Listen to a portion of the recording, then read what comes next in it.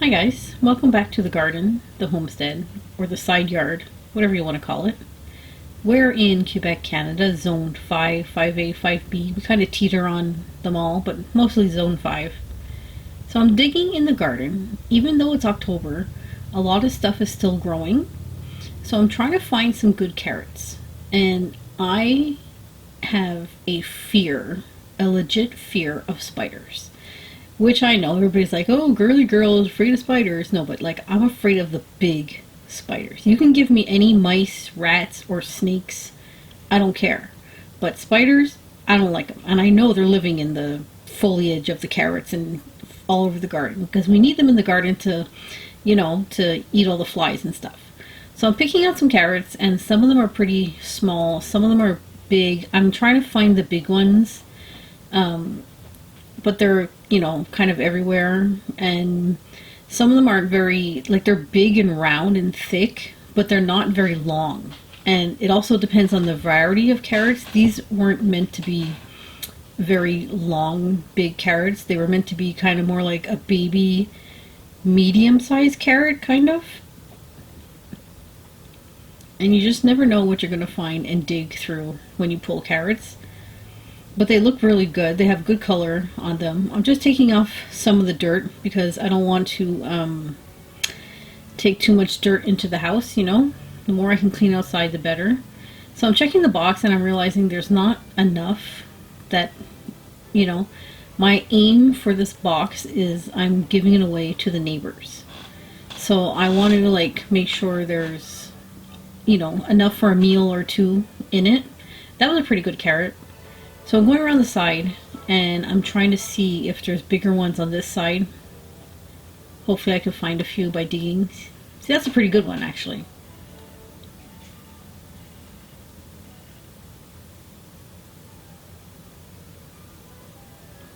Yeah, those are good ones, actually. That's about the size they're supposed to be. They're supposed to be about 4 inches long, I believe, some of them. And sometimes they're just too close together, so you end up pulling a bunch of other ones when you're looking for a big one. But it made enough to for a meal or two for my neighbors. And we have some pretty zinnias. They're still hanging on. Those are nasturtiums. You can actually eat them, by the way. And here I am looking in the parsnips. Now, wait for it.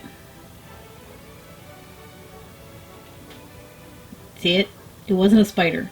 It was one of those wood bugs, but it caught me off guard. I thought it was a spider, but it wasn't. So I'm trying to look at the parsnips and check out the roots on those parsnips. I like parsnips. I was pulling a few to see how big they were. And you can eat them. They're pretty much ready. But parsnips taste a lot better, actually, after the frost. Let a frost hit them, and the leaves will die back, obviously, the foliage, but it'll make the parsnip taste a lot sweeter. But they're fine to eat now, so I was taking a few of those for the neighbors as well. And they grew pretty good this year. I had good luck with them. Last year I didn't have good luck with them at all. And parsnips is another thing that you can grow in the colder weather. It doesn't mind the cold very much. Now, the foliage and the leaves and everything, they are all tangled together. So sometimes when you pull one, it's just like the carrots, you pull 5 when you don't want to. And what I keep checking is the celery is next to it on both sides, the left and the right. So I'm trying to make sure I don't pull a celery by accident. We have some more nasturtiums, more zinnias, and it's funny that some of them are still hanging on, they're still fine. That's a malva, M-A-L-V-A. It's actually a perennial. Ah, yes.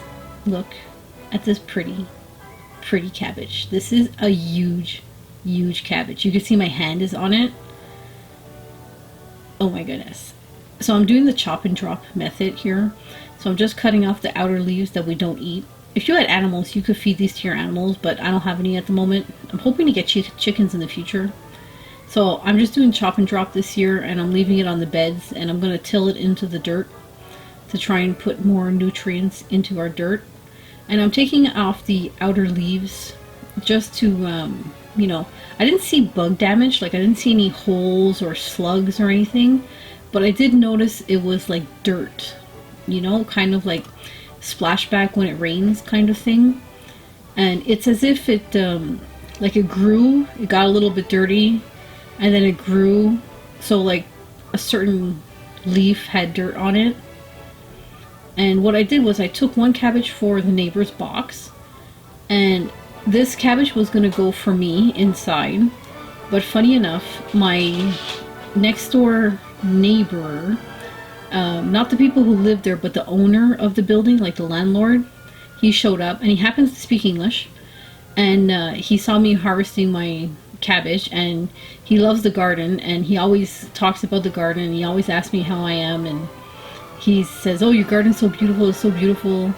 And he says, oh, look at the cabbage, you really have nice cabbage. And I was really happy this year because cabbage grew amazing this year, and I was very pleased with it.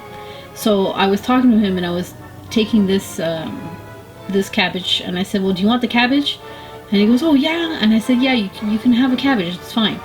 So I took one for the neighbor's box, one for that neighbor. Now I'm taking this one for myself. So they're getting a little smaller, but they're still big. Like, you know what I mean? Like, it's still a nice standard size cabbage, I guess you could say. It's, you can cut it now, you could eat it. And I boiled it in just water, and I had it with vegan butter and salt and pepper, and it was so good. Oh my goodness, it tasted so good. It was amazing. And as you can see, I still have about 5 or 6 of them growing. More flowers that are still alive in October. Those are marigolds. First time I grew those from a seed. Oh, what do we got here? This is leeks. Look at the color of that dirt. Isn't that beautiful? So this is the first time I had success growing leeks and actually getting them pretty big.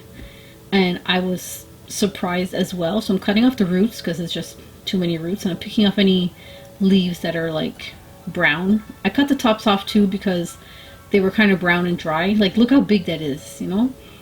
That's like a 1-inch leek at least. It was really amazing. So I went back and I got another one, slightly smaller, but it's still a leek, it's fine.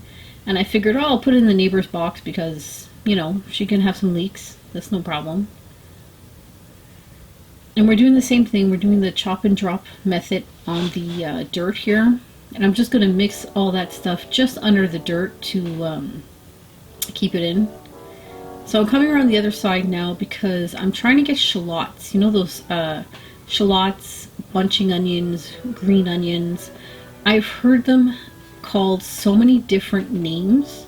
And that's actually a small leek that didn't grow so big, but that's fine. So I'm grabbing some of those to take to the neighbor, and I'm just ripping off any of the brown shrivelly leaves or whatever. And I actually broke that one in half, so I threw them down.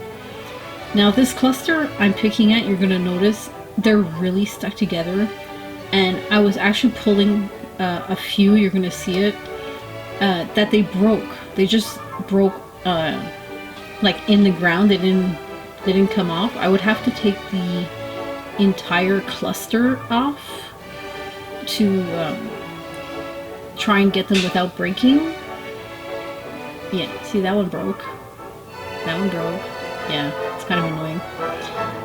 But what are you gonna do? So I just grabbed a bunch and, you know, and no spiders yet, no webs yet, but they're there. The boyfriend claims he went out before me and de-spidered everything. He takes a broom and, like, you know, swashes away the webs and stuff, because I know they're there. They're everywhere. So that's love, you know. Forget about flowers and diamond rings and chocolates. I just need a man who kills the spiders and gets the webs away from me. Alright, some cayenne peppers. Now, I just wanted to grab a few to throw in the neighbor's box. They are very potent. I have about 10 to 15 strings of them drying because I'm going to make cayenne powder. And I must harvest from them like 10 times. And there's the box. Carrots, parsnips, cayenne peppers, cabbage, leeks, and those shallots. All going off to the neighbor. Thanks for watching, guys. I will see you next Friday. Hope you're doing well. Have a good one.